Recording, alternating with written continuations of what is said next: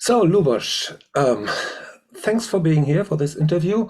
You wrote last year the trio for violin, cello, and piano, part A, for my piano trio, the Neues Klaviertrio Dresden, and we're going to premiere it next year in March 2024.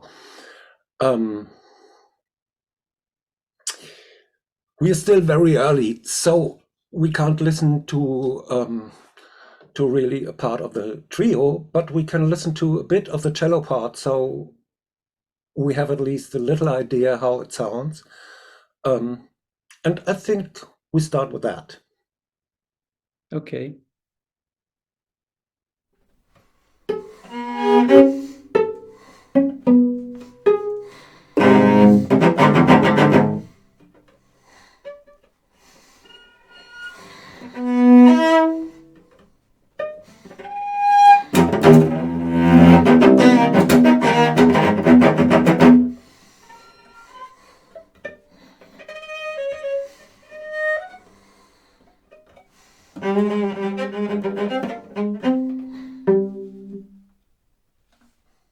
Okay, so this is just a little fragment, just one voice of three, but still it gives an idea. My first question, Luboš, it's called part A. 2 years ago, I played for large ensemble part F. Are you planning more parts for a piano trio? It depends. Now I'm not working on anything for piano trio, but if that ever happens in the future, it will be part B. Okay. It So- looks like that. So it's not called part A because you already have an idea of parts to come, but it's just because it could happen that there's another piano trio. Because it started a cycle, and when I start a cycle, it's in fact just a new set of instruments, and it means that I always labeled that with a letter, Yeah. and because it's part of the title. Yeah. Because if I wrote another piece for the same instrumentational setup in the future, and I didn't label that part A, and that would be part B, so that would be confusing. So it's just a consequent decision for me. It doesn't say that I'm planning to do another piece, but it's just part of the title. So Yeah. it's clear. Okay, but it would if you wrote a trio, let's say for harp, clarinet, and drum set, it would be also another part A, not a part B. Exactly, that's the problem here. Yeah, it works like that. I wished to use letters for all my pieces, just letters, but the result would be a real chaos. So I keep using the instrumental setup as the general title, and then the individual pieces, in fact, are labeled with letters. Part A and so on. Okay, I prepared another little video, which goes more because this was about the big setting of cycles of pieces. Now let's jump to the very detail and watch the video about the articulations first. This piece consists of lots of what Luboš calls articulations.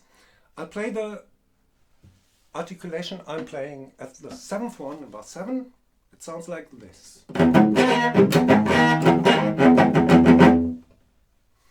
If you describe the structure, it's first 5 notes, then it's 4,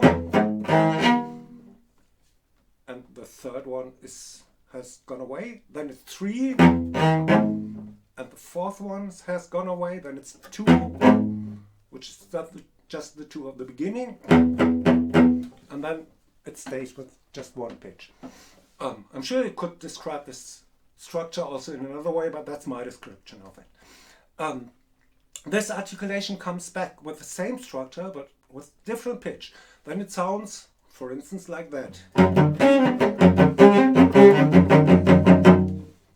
Again, we have 5, 4, 3, 2, and then just 1. Or in another variant of this, it sounds like this.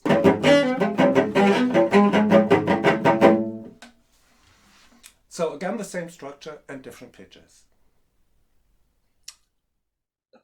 When we started writing about the piece, I talked about groups.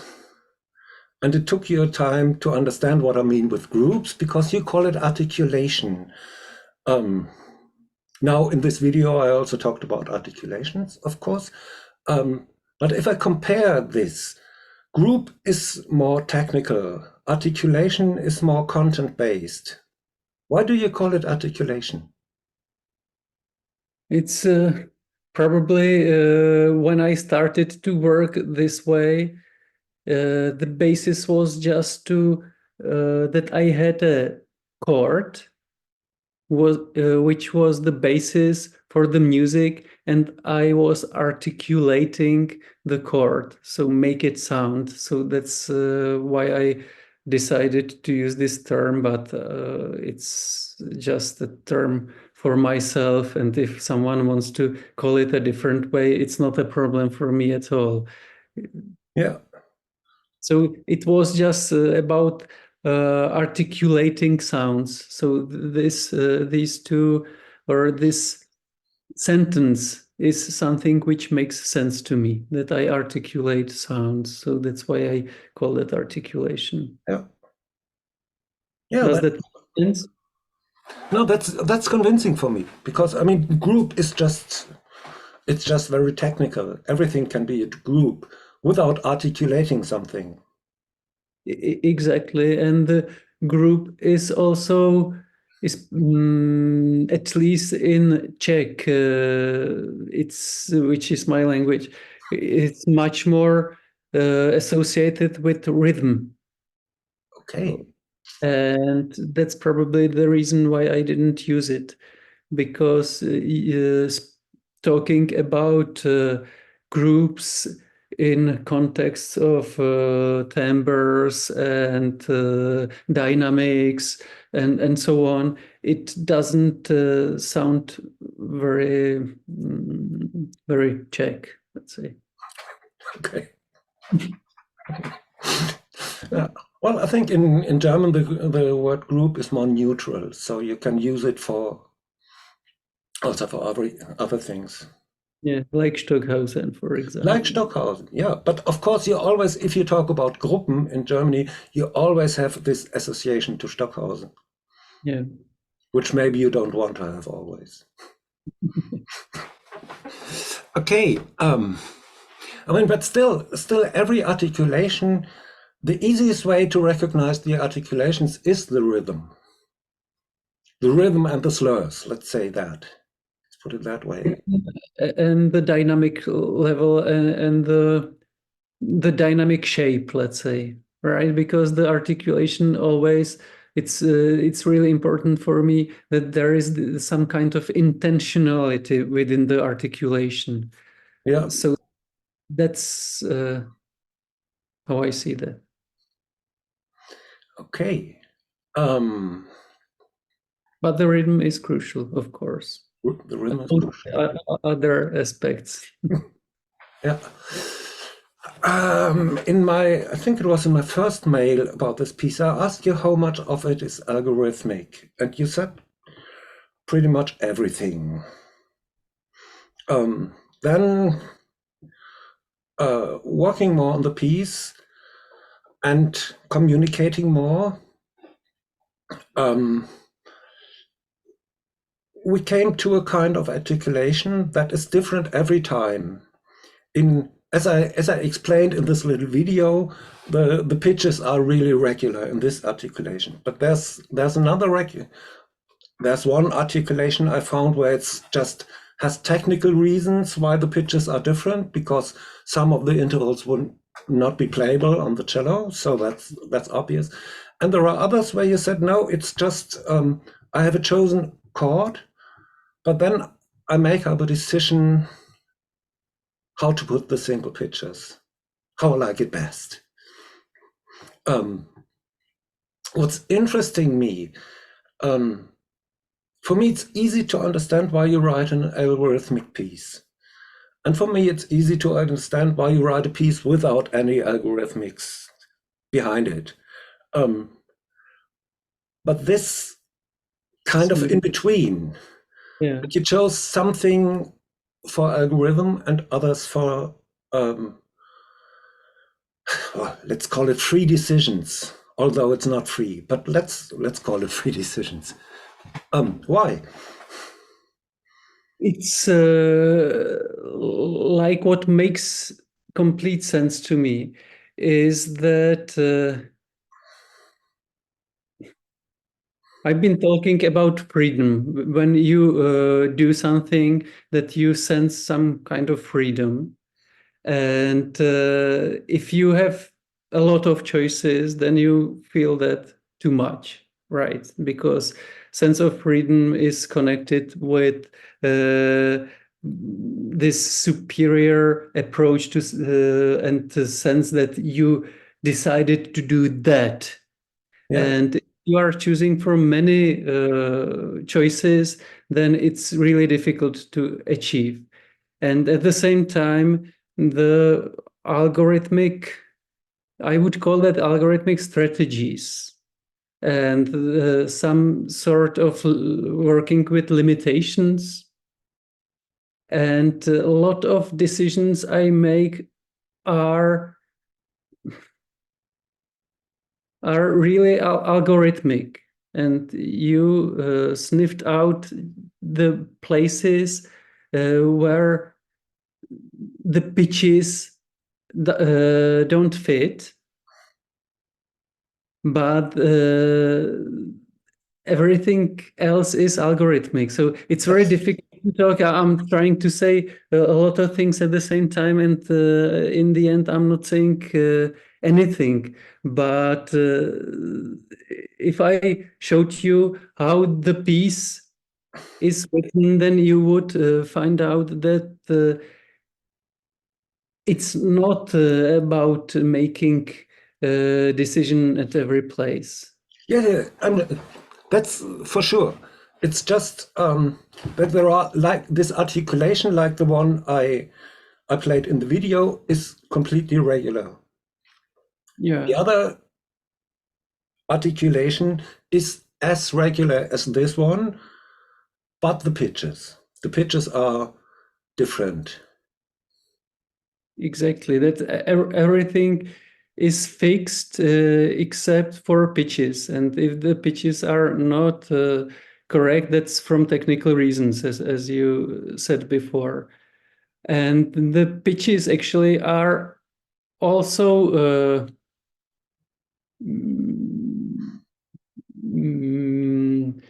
generated in an algorithmic way. So it's not that I just write chords how I like them, and then I use some fixed forms how to articulate them.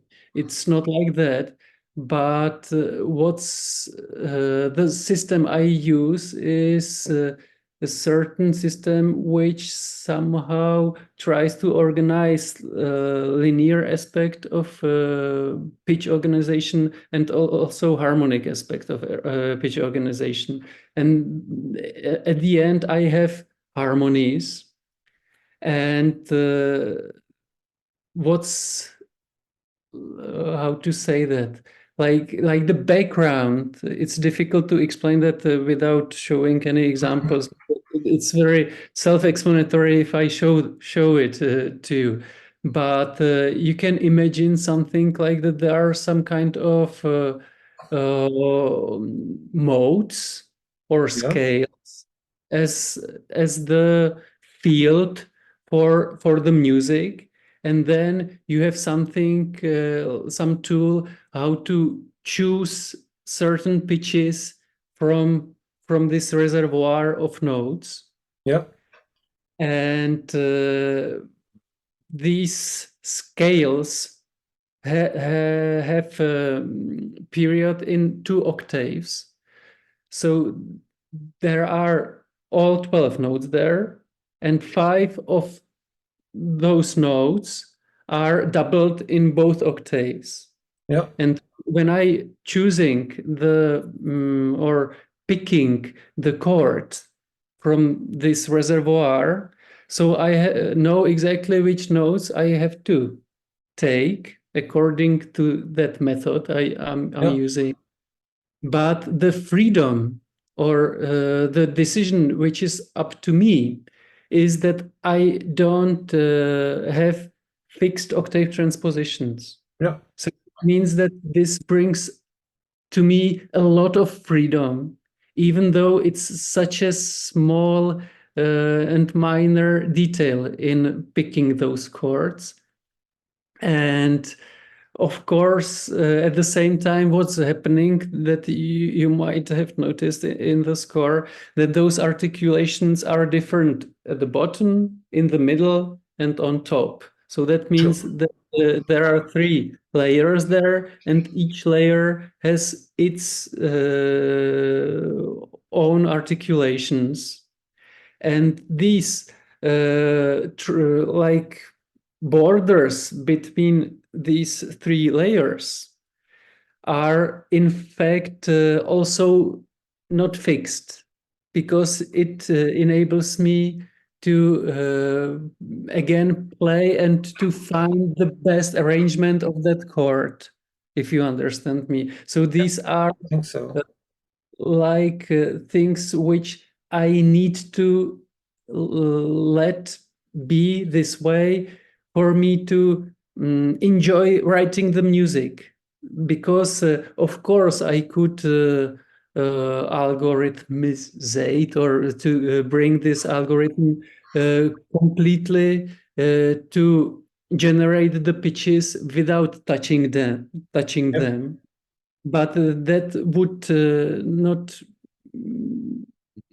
I wouldn't enjoy writing such piece, because the main reason why I use these these limitations, these algorithms, is that what I really enjoy is walking through the piece, like being with very close contact with every detail, even though in most cases, know exactly, and I could predict what is to be at that place. That Yeah. there are just small things I can take it and move it a little bit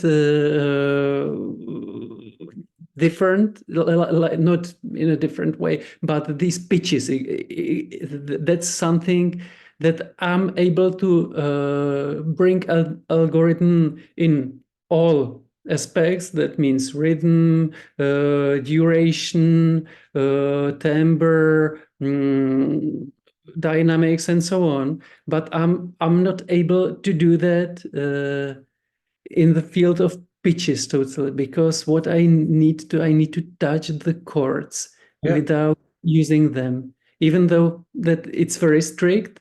So this octave transposition and transition between the fields brings me like a tool how to modify that. And on top of that, that system I'm using is in fact 12 tones, 12 tonal system. So that means that the maximum chord is 12 note chord, which in fact is arranging those 12 notes as you like them. So that means that the system is pretty obvious when you work with chords consisting of a little number of notes. Yeah. If you have 2, 3, 6 note chords. But if you getting to richer chords, to that the underlying chord for the articulation is even it maybe at some places more than 12-note chord. It's because you have 3 layers, and each layer, for example, consists of articulation from 6-note chord. So Yes. in way, what I'm doing, it's a real composition or arrangement of those chords, which is that what makes there are some limitations because each chord, each articulation has a main note and what I call a keynote, but everything else in case when I have a very rich chord is more that I really am arranging that as I like it. So Yeah. maybe it's too complicated to speak about it this way. It's very simple if you see or if you understand it, because it's very all my work is very consequent. So that means that if something is complex, it was very simple at the beginning. It's not complex at the beginning. So, and if you catch this intentionality, this what's behind it, it's everything so simple and so clear. Yeah. Yeah. Sorry for talking so for. Oh no, So, it's great. It's really interesting because, I mean, me as a cellist, this this aspect of touching the sound is very important, because that's the great thing about cello playing, that you really touch the sound. And I guess that's why I was so bad on the piano, because it's so different. You touch the key, but you never touch the sound, and it's so great cello. And I can imagine that you want to have this aspect of touching also while composing. exactly. That's also why what I really like is when I compose that I have a piano at my disposal just to touch it. I don't like when I don't have the piano at my disposal. So I'm also composing, but I much more enjoy the compositional process when I have the piano and I can touch it. So that's something so important for me, and this sensual aspect while walking through the piece, that means composing the piece, is probably the main reason why I do that. So that's why I'm not able to compose a pure algorithmic piece, because I wouldn't enjoy it and I wouldn't see any sense in composing that. Yeah. Okay. I'm very curious what happens with my single voice when we put it together as the trio. I mean, I looked a bit at the score, so I have a faint idea, but yeah, I'm really curious what's going to happen. And then next year in March, we will perform it, hopefully 4 times, and then we see what it sounds like. Yeah, I'm also very curious about it. I mean, in many ways, we have been far too early with this interview. On the other hand, it's a good possibility to go just into details, because if we could listen to the whole piece, I guess we would talk about other things than this very detailed questions about the single articulations. Okay, so thank you very much for the interview, and let's see what the piece is like.